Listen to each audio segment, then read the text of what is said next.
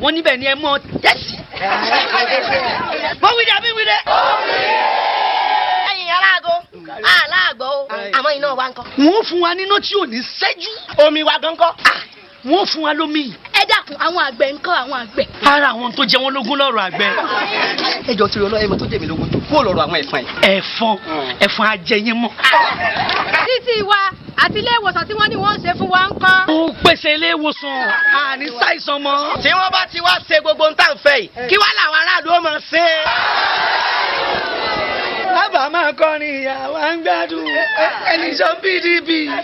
Àwa ń gbádùn ẹni sọ PDP. Àwa ń gbádùn ẹni sọ PDP. Àwa ń gbádùn ẹni sọ PDP. This message is brought to you by the Good Luck Lagos Grassroots Project. Welcome to the Big Ben Show with me, Lester Holloway, and shortly I will also be joined by my co-presenter Alex Watson. Plenty coming up for you on the Big Ben Show, discussing black politics and other political issues for the next hour. We'll be talking about mental health, and we'll be talking about the leaders' debate as well. Lots of controversy at the moment over whether David Cameron is going to agree to more than one debate with his political opponents. Labour accuse him of running scared, but does it make any difference to the way that you vote, or is your mind already made up? Call the show and give us your views. The number will be coming up on the screen shortly, and I'll give you the number again a little later on. Also, figures from Operation Black Vote suggest that Africans are the largest BAME group in 75 constituencies. 21 of those are marginal, and also Africans are the fastest growing group other than the mixed category, and they're also the largest BME community in 31 seats, where the total ethnic minority population exceeds 20% of the overall population. I hope you've got that, but basically what that amounts to is that African communities are becoming an electoral force, but is that being reflected in the way that political parties treat African communities? Are they respecting the vote enough, the African vote, and are they pitching? What policies do they have for you? If you've got a view about that, you can call us in the studio on 0208 808 0693, and that number, as I said, will be coming up on the screen fairly shortly. We'll be speaking to the Labour councillor for Barking and Dagenham, Josie Channer, fairly shortly, and also later in the show we'll be speaking to the Lib Dem Linda Jack, who previously ran for the party president position for her party, which is pretty much one of the most powerful positions in that party. We'll be talking to her about what she reckons are the Lib Dems' electoral prospects coming into this general election. The polls don't seem to suggest that those chances are very high indeed, but we'll have to see what she says. It's also the week in which Sol Campbell, the former Arsenal and Tottenham and England defender, declared that he was interested in running for the Conservatives in the seat of Kensington, and then he said, well, perhaps he wasn't so interested, but he might still be interested in the Mayor of London, so we'll be tracking that, and hopefully we'll be getting him on the show at some point. In other news as well, the Green Party are launching on Saturday a black and ethnic minority group. They will be joining the Conservatives, Liberal Democrats and Labour in having groups within their party that represent ethnic minorities. And also in the Labour Party, Naz Shah was selected in the Hull seat of Bradford West. This follows the resignation of the previous Labour candidate, Amina Ali, who resigned just 72 hours or so after she was selected. She's a councillor in Tower Hamlets, and she would have been, had she been elected, the first Somali MP, but it's not to be, and another candidate has been found. We can perhaps talk about that and many other issues coming up. But first, let me introduce my first guest, Josie Channer. Welcome to the show. Thank you. Now, you're a Labour councillor in Barking and Dagenham, and you also ran for the London Assembly as well, I believe, at I did. Last time. So, so welcome to the show.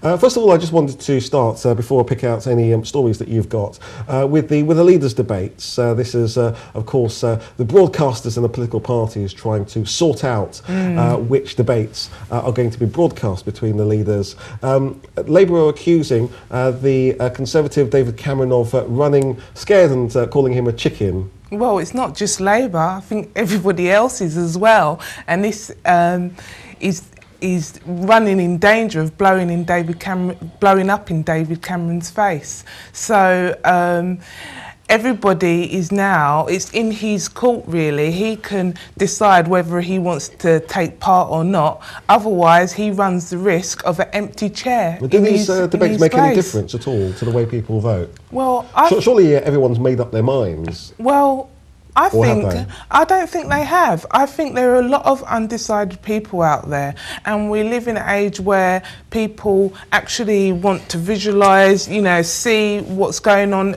Media is playing an increasing role, and why not have TV debates? I think it's, you know, time for us to really get involved in the 21st century and have TV debates like quite a lot of other countries. So people will rely on that to help make their minds up. I remember in 2010 watching the TV debates, and I really enjoyed them. I did already make up my mind who I was going to vote for. So why don't you think that David Cameron is not agreeing to a whole series of debates then? I don't know. I thought at the last, in 2010, he put on a good performance. I think He's got record in government to defend. Yeah, of course. Exactly. That's my point. Now he can't rely on a good performance and looking good in the camera. Now he knows that he is going to have to come up with what he's done in government, and that's what he's really scared of. Last time he had nothing to lose. All he knew that he could look good, sound good, and then he can go on that. But this time he's got a lot to defend, and I don't think he thinks he can do it. Maybe a case of not giving Ed Miliband the opportunity to shine. Well, I think that also. I think he is worried about being completely outwitted and looking really quite terrible in front of Ed Miliband as well, who I think will be prepared and has a lot to throw at him. So maybe. Okay. I see also you've got the Metro in front of you. Are you looking at the picture there of Nigel Farage giving a speech there on immigration, but surrounded by black and Asian candidates? Maybe we quite can get deliberately, that, I think. We might be able to get that picture on screen there. What do you make of that? This looks like a deliberate attempt to try and oh, there we are. It's on screen there to change the image of UKIP. Will it?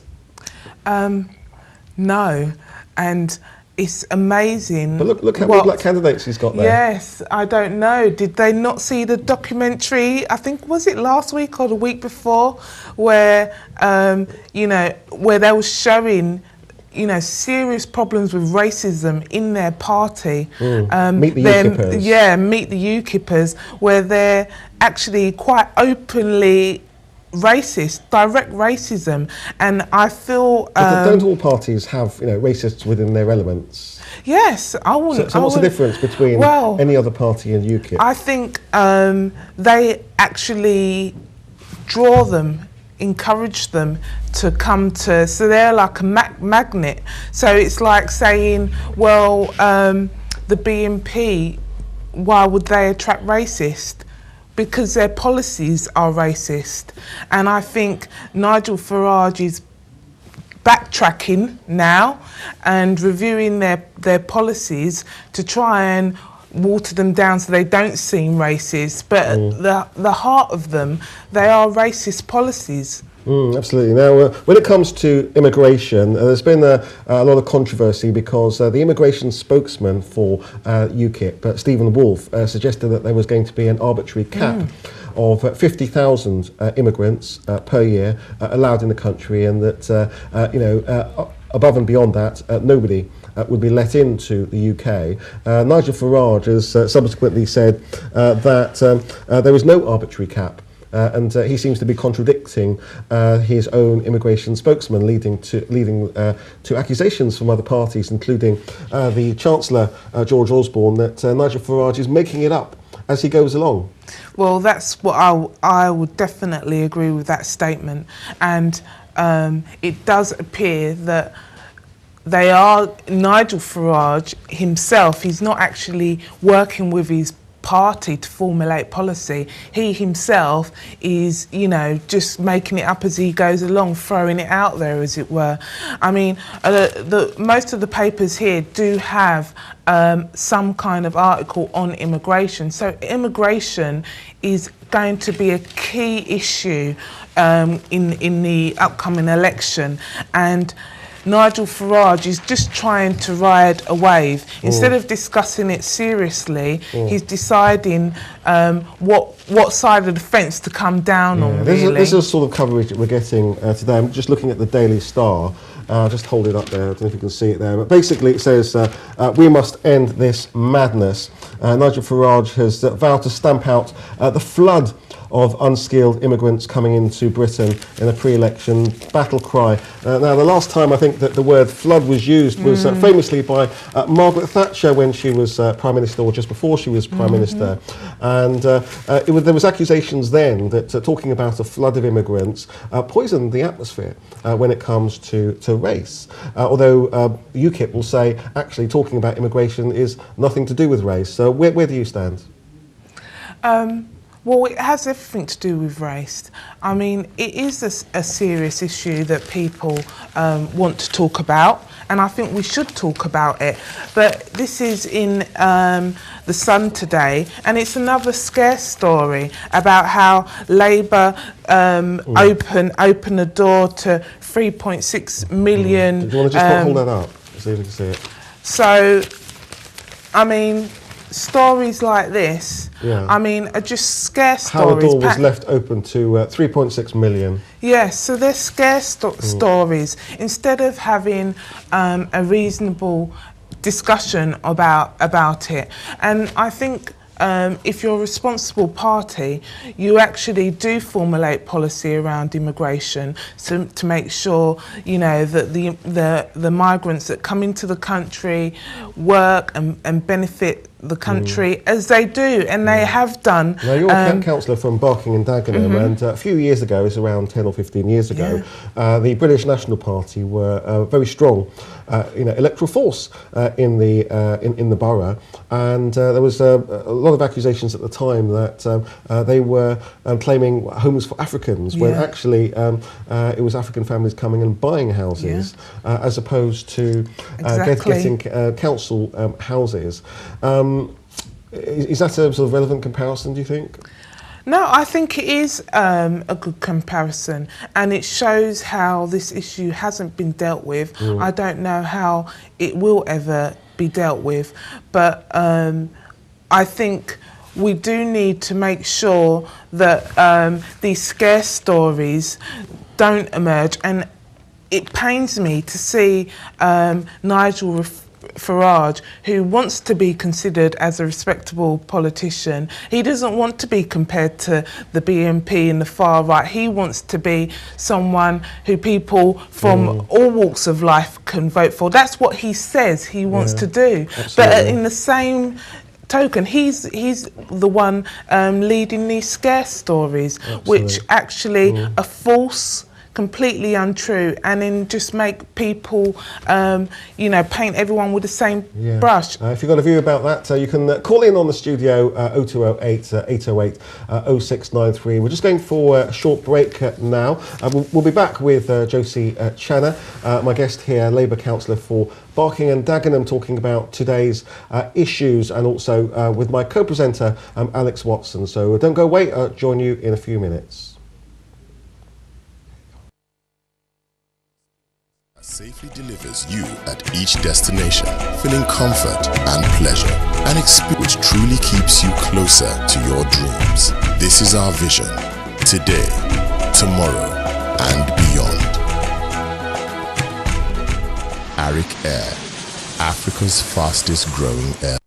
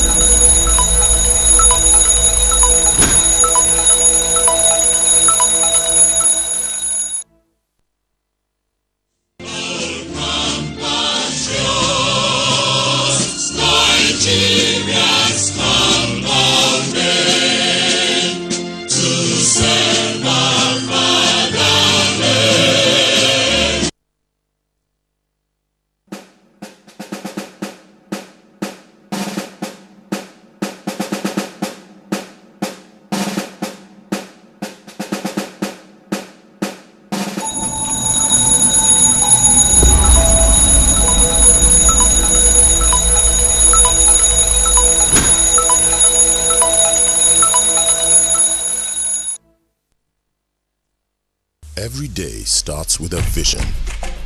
And as the saying goes, if you believe you can fly, you will.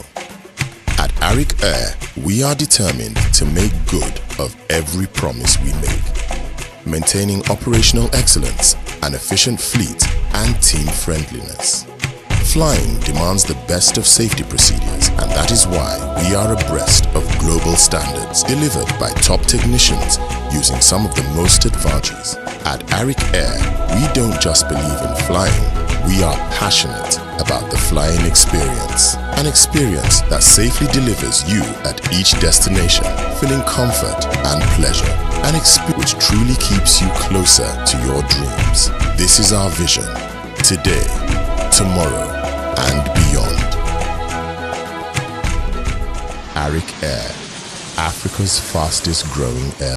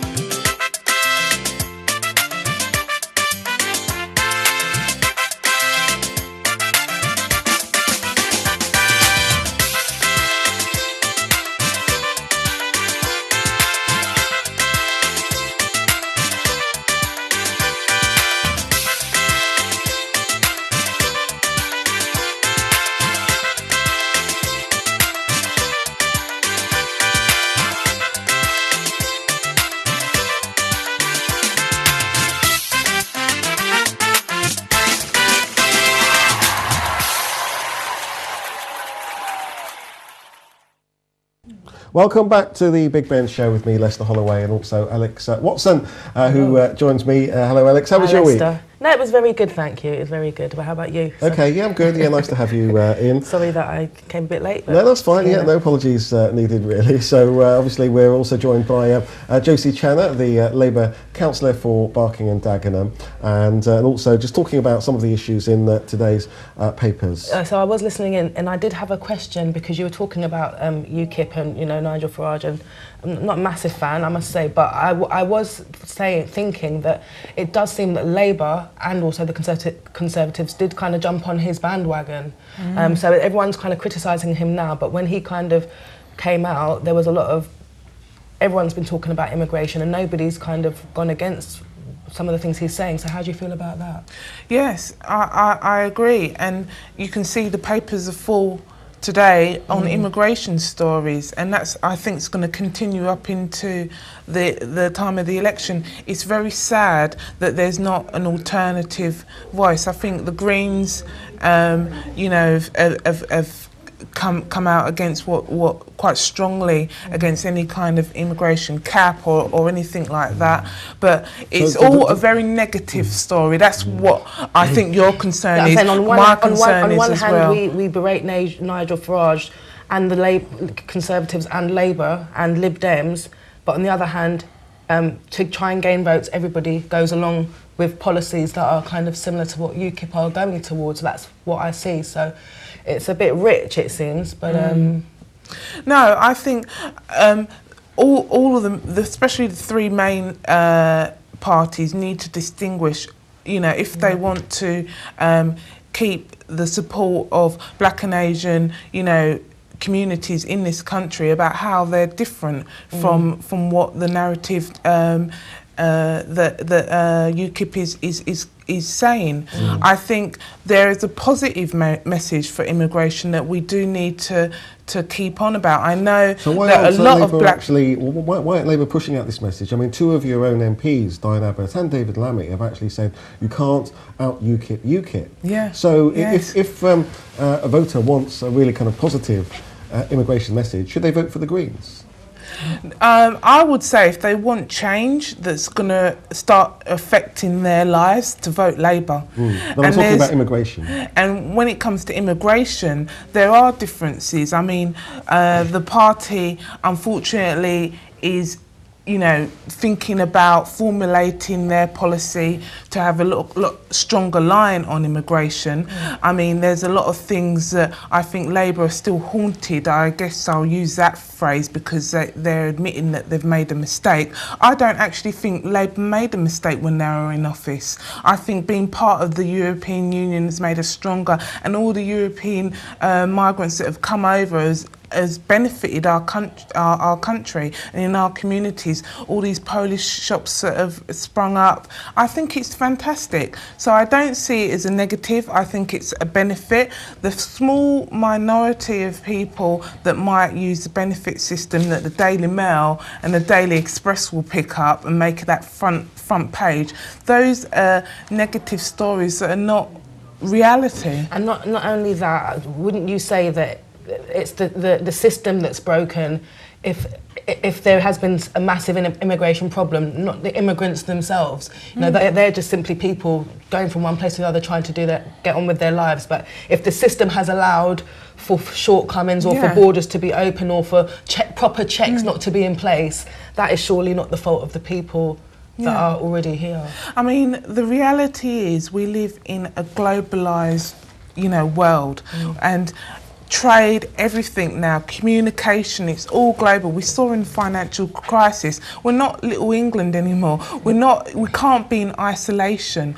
And you know, having people with right skills come in, and you see right throughout the economy, our health service, our small businesses, right through, they depend on immigration to keep moving forward. I mean, all the facts show from the likes of OECD and others who monitor the economy that migrants have a net economic benefit. But actually, I think the critics of Labour's immigration policy, including The Sun today, in a way, it looks like they're not really talking about the economic benefit. They're actually talking about the change and the impact of the change of a large number of immigrants coming into a particular area at any one point. For example, you know, Boston in Lincolnshire had a huge amount of Eastern European migrants that have come there, and surely when you've got that huge change, that huge demographic change going on in certain areas, you're going to get a reaction to it. Well, we saw it in Barking and Dagenham.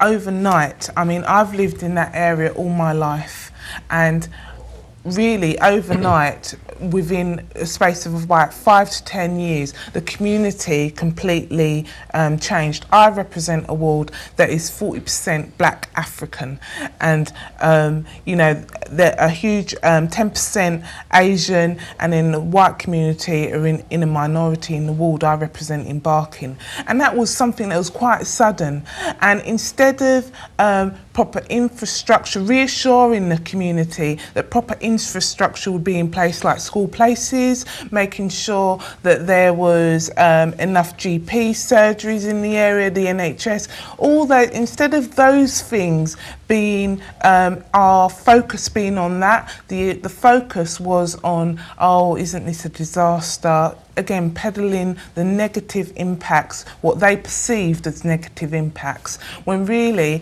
when we're talking about immigration, we should be talking about, okay, how is our infrastructure going to be properly, you know, in place? If there is a large increase, how are we going to make sure that people are properly assimilated into the community? Well, you mentioned assimilated into the community. I mean, assimilation is quite a loaded word, because it sort of implies that you know, people have to sort of shed their culture and all become English. Well, I mean, I've travelled around quite a lot, you know, backpacking the world in my younger days, and I've seen how white communities in other countries, what happens when they don't assimilate, you know, for 100, 200 years. They never, you know, become part of that community. I'm talking about when I've travelled through Africa. And still actually, you know, hold your culture. Exactly. Of, you know, if you want to walk around in an African robe or a head wrap, you can still do that. And I don't But some people would say that's not assimilation. No, I don't see any contradiction between being very proud of your heritage and still being an Irish American. You know, people that have never been to Ireland in their life are so proud that they're Irish and yet American at the same time. But here it's different. We can't be English and black or English and Jamaican. We can't. Why is there a problem with that? There shouldn't be a problem with that. And I think keeping hold of your identity and your history is part of your identity that you should be proud of, celebrate it, the flag should come out, you know, that, but it's not in contradiction of being British and being proud of British at the same time. And unfortunately, Nigel Farage, when he uses the word assimilation, he's not, and some other now MPs and our leaders, when they are thinking that people need to, you know, not keep hold of their heritage, and it makes me sad about this teaching British values. What is British values? So the people who live in France and Germany don't have values of tolerance and respect for each other. People who grew up in Jamaica don't have those same values. I think it's good to have this debate. I think we should be careful not to marginalise the voice of people that feel that they belong here, they've come from here, and their voice is being not counted, you know, by poor white people or you know, people in other parts of the country. But I do think that we should be changing the narrative from assimilation to cohesion and how we can understand one another a bit more and come together. But that seems to be something that no one's trying to do. It's like, why can't we do something that lets us celebrate these various cultures and gets us to understand our various cultures and our various histories, and that would be a more positive way to approach the fact that we are in London. It's a beautiful city. It's a great city. You know, a city where we were all born. Well, I was. Were you? Yeah, I was born here. Yeah, too, exactly. Yes. And we see a lot of change. We've seen a lot of change. We ourselves were change when we came here, and we've added to the culture. So I just think that we should be changing the discourse, how we approach it, and, you know, and changing the narrative so everyone's not so tense and pent up, and you know, people can't freely have the debate. Okay, you know? we're just coming up to break, but thank you so much for joining us, Josie, and good luck with your ongoing political career. We'll be coming back and talking more politics with the Lib Dem, Linda Jack, who used to run the awkward squad of the Liberal Democrats called Liberal Left. We'll be asking her what prospects Nick Clegg's party face now that the polls put them on single figures. Join us after the break.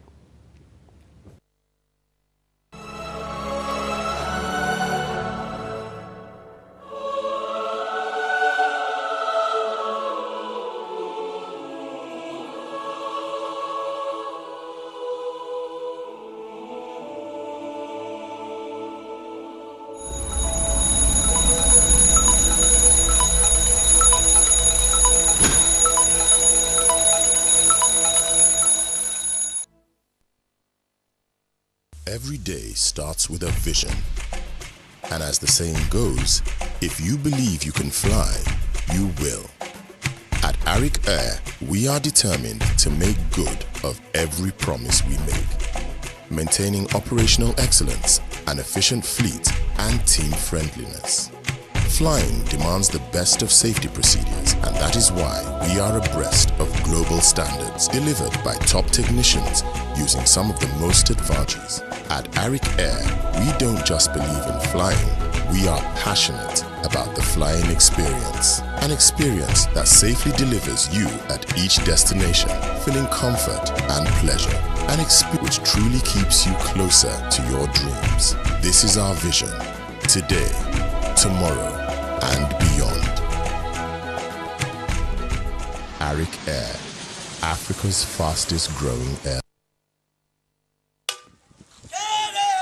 Kábíyèsí wa ní sọ fún yín pé bó bá di lọ́jọ́ ìdìbò wọ́n ní gbogbo ibikíbi tẹ́ ẹ bá ti rí àmì ọlọ́mbrẹ́là tó jẹ́ ìdáàbòbò wọ́n níbẹ̀ ni ẹ mọ́ tẹ́sí.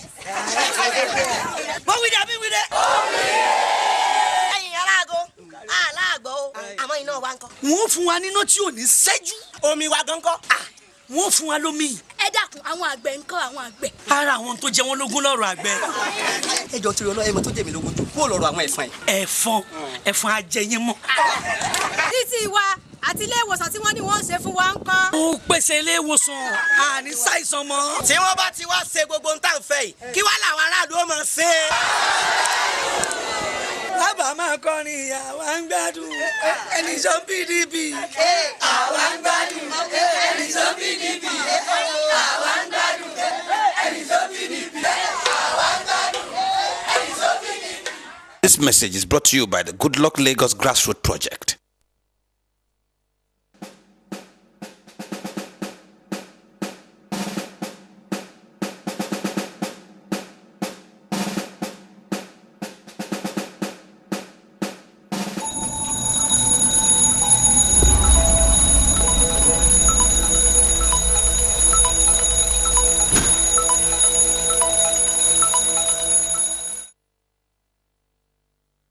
Welcome back to the Big Ben Show with me, Lester Holloway and Alex Watson, chewing over the issues of the day, especially as they relate to politics and black politics. So we had Josie Channer on earlier, and we're now talking about Lib Dems with the often candidate for the Lib Dems, Linda Jack, and previously you ran the awkward squad of the Liberal Democrats known as Liberal Left. Welcome to the show. Thank you. Thanks very much, Lester. Okay. Just starting with mental health, because Nick Clegg has been, your leader has been talking about mental health recently, and has been promising large amounts of money to try and get some more early intervention to those who are suffering from mental health. But black mental health seems to not particularly be on the agenda, even though black people disproportionately suffer from that. So what's your view about that?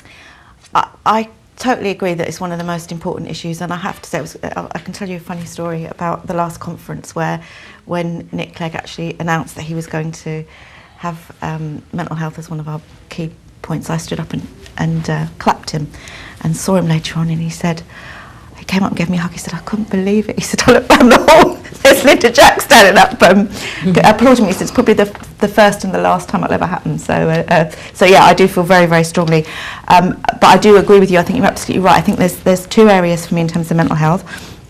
One is the way it disproportionately affects BME communities. So if you get a community with a high kind of population from the BME communities, and I've heard somebody speak on Lewisham, for example, where there's this issue, and you don't get the amount of funding. I mean, it's badly funded anyway, but it's even worse in that respect. So I think that has to be one of the issues that we look at.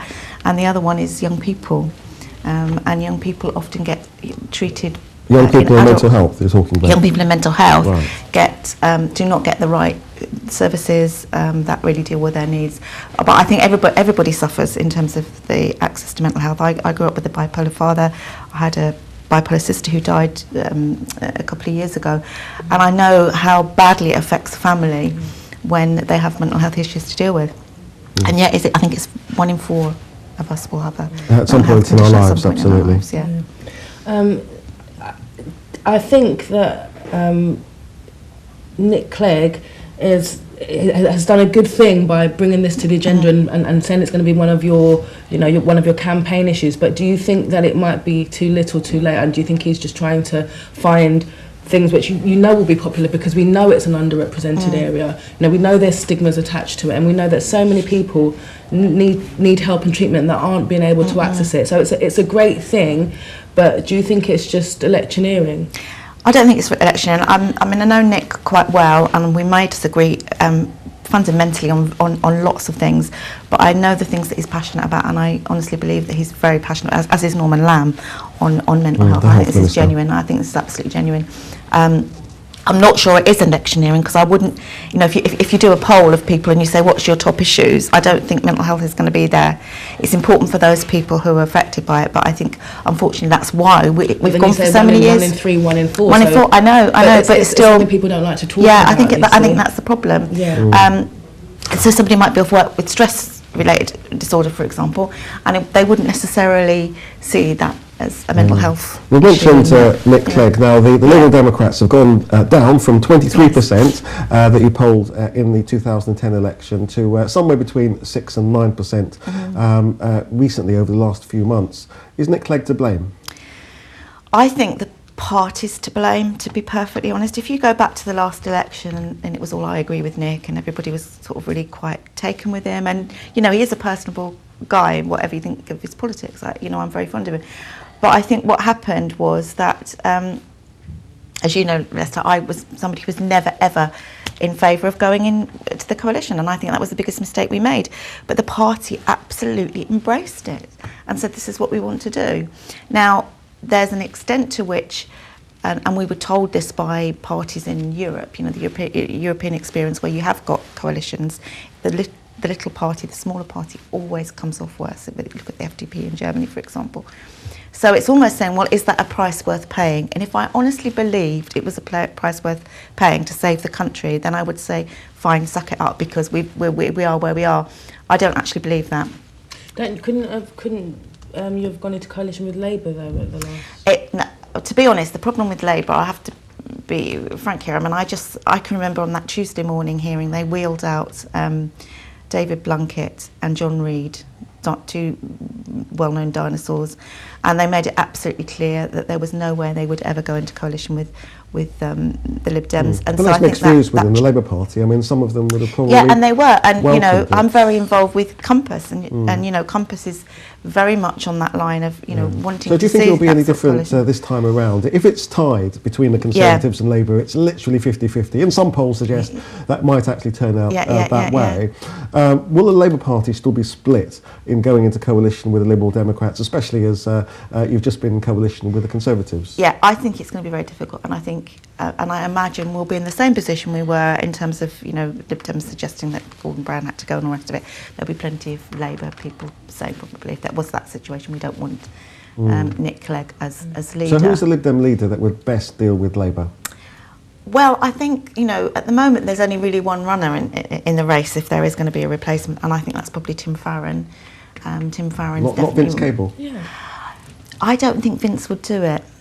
I think Vince had an opportunity. People suggest he's been agitating for years to get the but when he had the opportunity, he didn't take it. And I think that the difficulty he's got, I mean, he may well go for it. He may surprise us all and go for it. And I think he would, on a lot of levels, be very, very good. I think he's, you know, he's actually stuck his ground quite a lot. And I know, you know, the Tories absolutely hate him. If there's one Lib Dem they hate, it's Vince Cable, because he's challenged, particularly looking at business issues. That's why you'd think he'd be the kind of natural leader to go forward. You know? But I'm not convinced he would go for. I might be wrong. I might be wrong. But I just in terms of other stuff that's gone on over the last couple of years, I would say it's probably going to be Tim Farron. I mean, you probably wouldn't know that, but then it's May. The elections happened.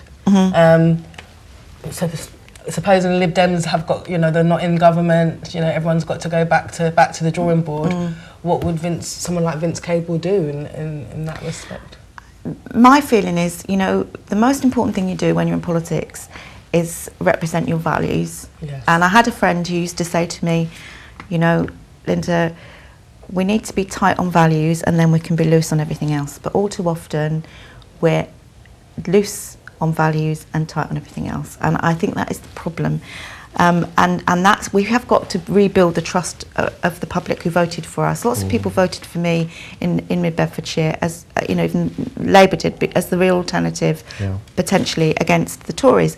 Now, I don't think those people are necessarily, I hope they'll say let's vote tactically again, and necessarily going to do it, but what they want to see for us as a party is let's take us back to our values, what we say we stand for. Well, I think the leadership debate of the last time with Nick Clegg performed exceptionally well, and I think that had a massive part to do with the surge in votes that you got. But I think, given the things like the tuition fees, he probably comes across now as disingenuous to what we saw there. Yeah, absolutely, and that's the problem. And the problem is that we made a pledge as a party. The party was 100%, well, I say 100%, probably it wasn't 100%. The percentage that was against that were actually the people that were negotiating the coalition agreement. So they were never ever going to make that a red line, unfortunately. Well, I think the issue with a lot of black communities is actually not so much the tuition fees, but the education maintenance allowance, because that affects colleges which are more disproportionately black and ethnic minority. And you know, we've seen a lot of debate recently about whether, and certainly from the Labour Party, about whether the tuition fees should be reduced, and Miliband's made the pledge recently to reduce it from 9,000 to 6,000. But who's talking about the education maintenance allowance? No, I think you're quite right, and I think that was a huge mistake to get rid of that, and you know, actually locking a lot of young people out. And I think, you know, that has an impact in urban areas, but also has an impact in rural areas where and now when we're raising the school age, leaving age to 18, or the participation age, so they call it, and then you're expecting young people to be able to get to college, to be able to afford not to go out to work. I mean, the whole, I very much argued against getting rid of VMA, and I don't think what's replaced it works at all in the same way, because not as many young people are going to get access to the bursaries and that are there. As I mentioned at the earlier in the show, statistics from Operation Black Vote show that Africans are the largest black and ethnic minority group in 75 constituencies. 21 of those are marginal. Africans are the fastest growing group other than mixed, and they're the largest BME community in 31 seats where the BME population exceeds 20%. So there's a lot of statistics to take in, but basically what it amounts to is, obviously we're an African station here, that you know, Africans are a growing force in British politics. So the question that kind of arises from that is, what are British political parties offering black African communities?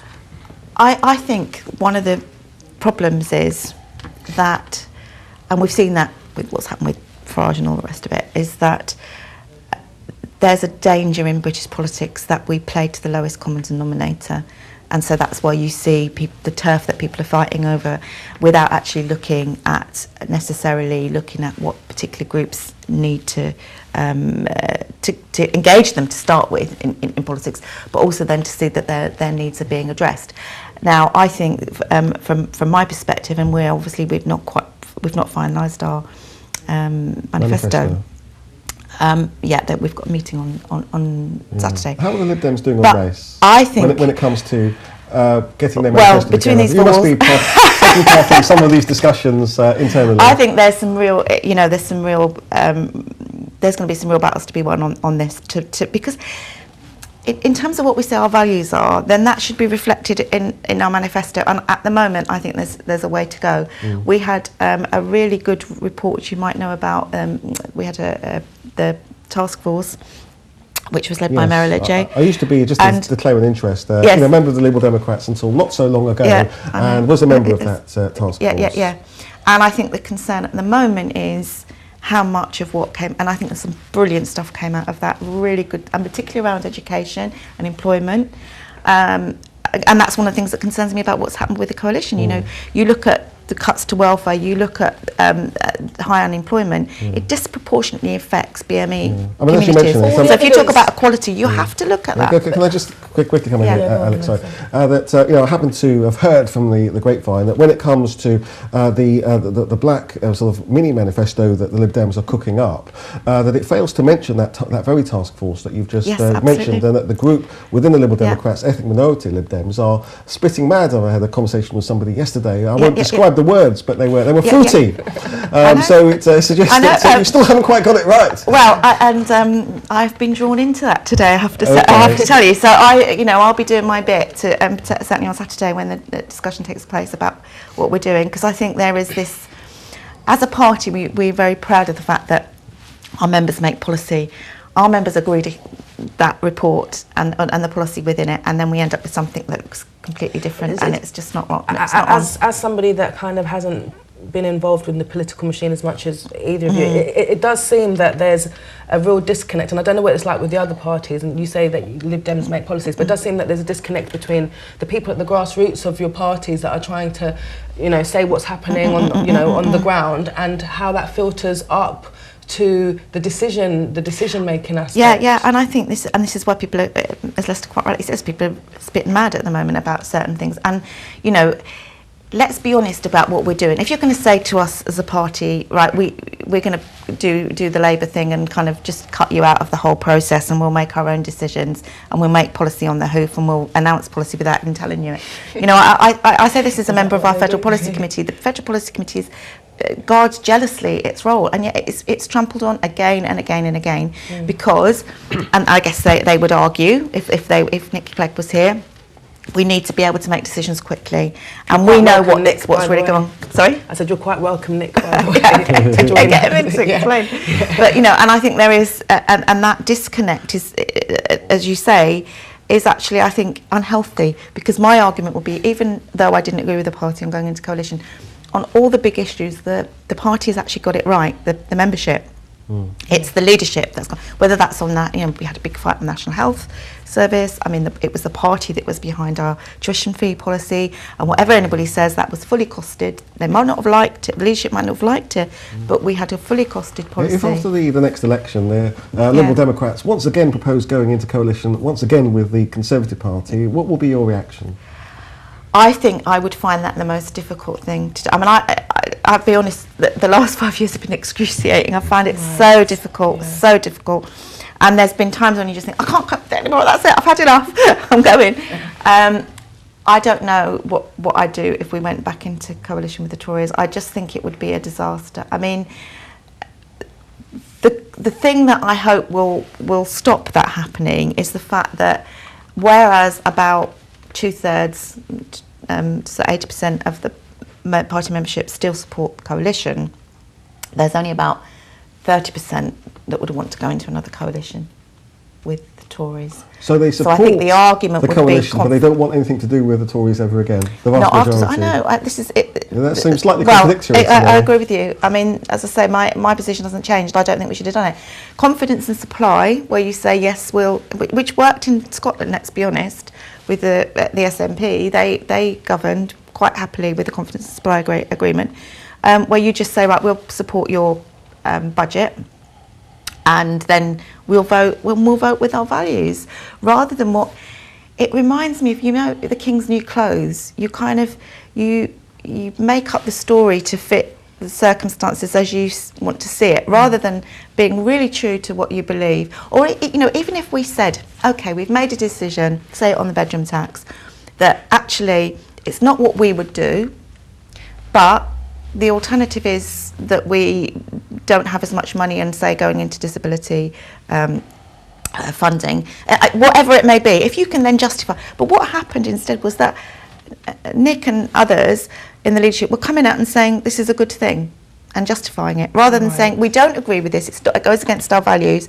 however this is the sort of compromise that we think we need to make for X, Y, Z This reason. is the thing. I mean, it's been in the papers today that you know, ministers and MPs are out of touch with, you know, the common man and that type of thing. And you've said quite a few times, and we've had other people in here on other shows, Lester, about, you know, black and ethnic minority communities and the kind of the bottom of the rung that they're at, and everybody knows that. So it seems willful. It seems like it seems like willful behaviour, and it seems like willful ignorance and a kind of mandate just to do whatever they like. Yeah. That's what it seems like when you're on the ground. No, and I agree with you. And I think that one of the problems that we've got is that we say in our the preamble to Constitution about equality, and no one should be enslaved by poverty, ignorance or conformity is one of the things that I love that we say. And then you have to reflect that in your policies. And if you don't, for whatever reason, I mean, we talk about compromise. Forgive my analogy, but what I always say is, if I was going to buy a new suite for the sitting room with my family, and I was a vegan, I might compromise on the fabric, the pattern and the colour, but I wouldn't compromise on the material. And I think that's the thing. It's like, you know, there are some things beyond which you just don't go. You might argue about the odd 10,000 or a few million here or there in terms of funding, but in terms of your basic beliefs and values, and that's why I feel so strongly about things like welfare cuts. It would be interesting to be a fly on the wall with a conversation with a kind of Nick Clegg, Vince Cable type character and a David Cameron character, when this is like goes against Lib Dem kind of values policy, and then everyone comes out going, yeah, we think this is a good thing. And I think that's the problem. I think they've done that behind the scenes. In fact, I know they've done that behind the scenes, and they've fought really, really hard. But then they come out, and I think they had a wrong idea about collective responsibility. You know, this idea that if you're in government, there's collective responsibility. Now, I read up about that at the time, and actually, that's not necessarily the case. You can agree to differ. You can, as I say, you can say, look, I'm the junior partner, I couldn't get my way on this, I've had to accept it, rather than come out as if you're shouting at the same time. We're just running out of time anyway, but thank you so much for joining us, Linda, and thank you once again to Alex, my co-presenter. We'll be back next Thursday at 1 o'clock with more political debate. Do call in. I know that you've been itching, your fingers have been almost there on the dial waiting to call in, but you know, next time hopefully you will actually just call in, just ask a question, and just keep the debate going, because we want to hear what you've got to say. Ultimately, it's you that matter, as well as obviously us in the studio. Have a great week, and we will see you next Thursday.